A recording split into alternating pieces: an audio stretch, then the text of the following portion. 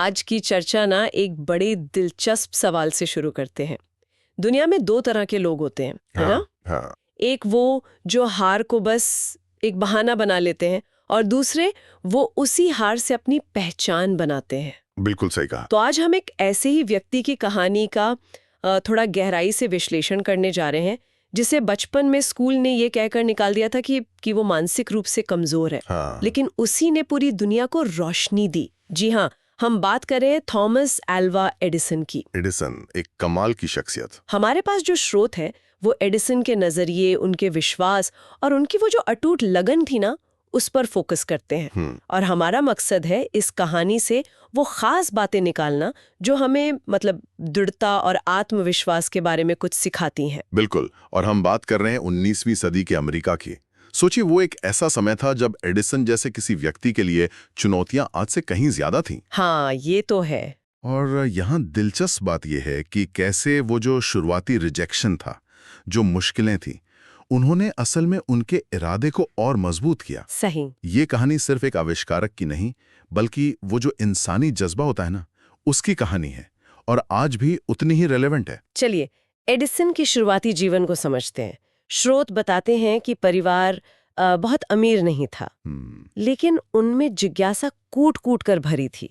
वो हर चीज को खोलकर, तोड़कर देखते थे, चाहे खिलौना हो या घड़ी। मतलब जानने की बेचैनी कि ये काम कैसे करता है। हाँ, बिल्कुल। पर स्कूल में शिक्षकों को ये तरीका पसंद नहीं आया। उन्हें धीमा या स्लो लर्नर मानने लगे। हाँ, उस समय का सिस्टम शायद अलग तरह के बच्चों के लिए तैयार नहीं था। यहाँ तक कि एक दिन प्रिंसिपल ने उनकी माँ को एक चिट्ठी दी और उसमें लिखा था कि थॉमस अब स्कूल में पढ़ने लायक नहीं है। है ना? चिट्ठी में साफ लिखा था, आपका बेटा मानसिक रूप से कमजोर है, हमारे स्कूल के लिए योग्य नहीं है। सोचिए जरा।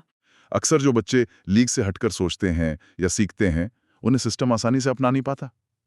ये दिखाता है कि बाहरी लेबल कितने कितने भ्रामक हो सकते हैं। लेकिन यहाँ कहानी एक असाधारण मोड़ लेती है। एडिसन की माँ ने वो चिट्ठी पढ़ी। हाँ, नैन्सी एडिसन। पर अपने बेटे को कुछ और ही बताया। उन्होंने कहा, बेटा, स्कूल ने लिखा है कि तुम बहुत होशियार हो, इतने टैलेंटेड कि वो तुम्हें पढ़ा ही नहीं सकते। कमाल है। इसलिए अब से मैं खुद तुम्हें पढ़ाऊंगी। ये सिर्फ एक माँ का प्यार नहीं था, ये एक बच्चे के भविष्य में अटूट विश्वास था। ये क्षण, ये बहुत महत्वपूर्ण है। इसे महज एक झूठ कहना शायद सही नहीं होगा। हाँ, ये एक तरह से बच्चे के आत्मसम्मान और उसकी क्षमता पर किया गया सबसे बड़ा इन्वेस्टमेंट था। माँ का यही विश्वास एडिसन की सबसे बड़ी ताकत बना। बिल्कुल। व्यक्ति की दिशा कैसे बदल सकता है, खासकर उसके बनने वाले सालों में। सही कहा। तो घर पर माँ की देखरेख में एडिसन ने पढ़ना और प्रयोग करना जारी रखा। उनकी असली लर्निंग तो वहीं से शुरू हुई। हाँ, पर लोग उनका मजाक उड़ाते थे, उन्हें पागल तक कहते थे।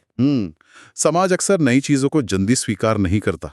लेकिन एडिसन मुस्कुराकर कहते, अगर मुझे सब समझने लगे तो मैं अलग कैसे बनूंगा। उनका एक बड़ा सपना था, एक ऐसी रोशनी बनाना जो सूरज जैसी ना हो पर सबको रोशनी दे। इलेक्ट्रिक लाइट का सपना। बल्ब बनाने की कोशिश शुरू हुई। पहला प्रयास असफल, दूसरा असफल, तीसरा, कहते हैं 1000 से ज्यादा बार असफलता। सोचकर ही हैरानी होती है। यहीं पर एडिसन का वो अनोखा नजरिया सामने आता है। जब लोग कह रहे थे कि भाई अब छोड़ दो, हार मान लो, हाँ बिल्कुल, उनका जवाब था, मैं ऐसा फल नहीं हुआ हूं, मैंने बस 1000 ऐसे तरीके ढूंढ लिए हैं जो काम नहीं करते। ये मानसिकता ही उन्हें अलग बनाती है। क्या बात है। वो हार में हार नहीं देखते थे, बल्कि सीखने का एक और अवसर देखते थे।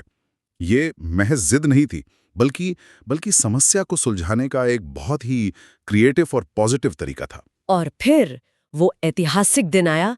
हजारों असफलताओं के बाद उनका बनाया बल्ब जल उठा। आखिरकार ये सिर्फ एक वैज्ञानिक आविष्कार नहीं था, ये उनके विश्वास की जीत थी, उनके धैर्य की जीत थी और सबसे बढ़कर उनकी उस सकारात्मक मानसिकता की जीत थी। बिल्कुल सही। और इसने दुनिया को हमेशा के लिए बदल दिया। हमेशा के लिए। ये सफलता इस बात को पुष्ट करती है कि बड़ी उपलब्धियां अक्सर लगातार किए गए छोटे छोटे मगर अथक प्रयासों का ही नतीजा होती हैं। एडिसन ने ये साबित कर दिया कि अगर किसी लक्ष्य को पाने की सच्ची धुन और लगन हो तो हजारों बाधाएं भी रास्ता नहीं रोक सकती। सफलता एक घटना नहीं है, वो एक प्रक्रिया है। एक प्रक्रिया, सही कहा। लेकिन कहानी में एक और बहुत इमोशनल मोड़ आता है। हाँ, वो चिट्ठी वाली बात। सालों बाद जब एडिसन काफी उम्र के हो गए थे, दुनिया भर में मशहूर हो चुके थे, तब उन्हें अपनी माँ के पुराने सामान में वही स्कूल वाली चिट्ठी मिली। इस बार उन्होंने वे असली शब्द पढ़े जो उनकी माँ ने कभी उन्हें नहीं बताए थे।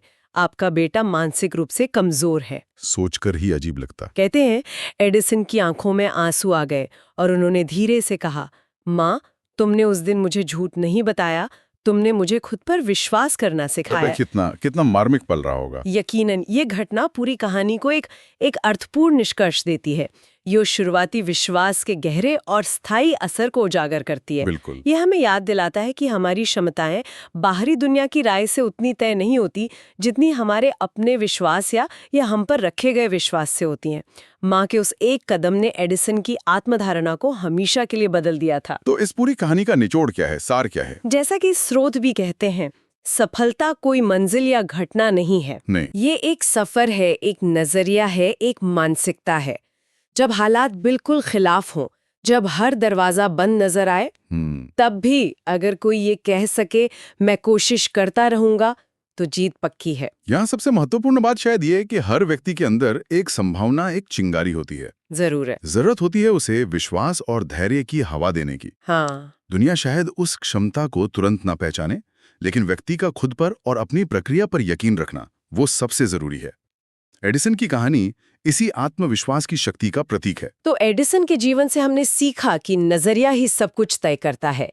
असफलताओं को सीखने का जरिया बनाना और अपने लक्ष्य पर अटूट विश्वास रखना, यही सफलता की कुंजी है। बिल्कुल। एडिसन ने साबित किया कि अगर इरादा पक्का हो तो 1000 बार गिरकर भी मंजिल पाई जा सकती है। और जाते जाते एक विचार सबके लिए छोड़ते हैं। जरूर। थॉमस एडिसन ने भौतिक अंधकार में रोशनी जलाई। हम अपने जीवन के किन प्रतीकात्मक अंधेरों, चाहे वे शक के हों, डर के हों या चुनौतियों के हों, में अपने विश्वास, अपनी मेहनत और अपनी सकारात्मक मानसिकता से रोशनी जला सकते हैं। सोचने वाली बात है। ऐसी कौन सी चुनौती है जिसे हम 1000 असफल तरीकों वाले नजरिए से देखकर कुछ नया सीख सकते हैं और शायद अपना बल्ब जला सकते हैं?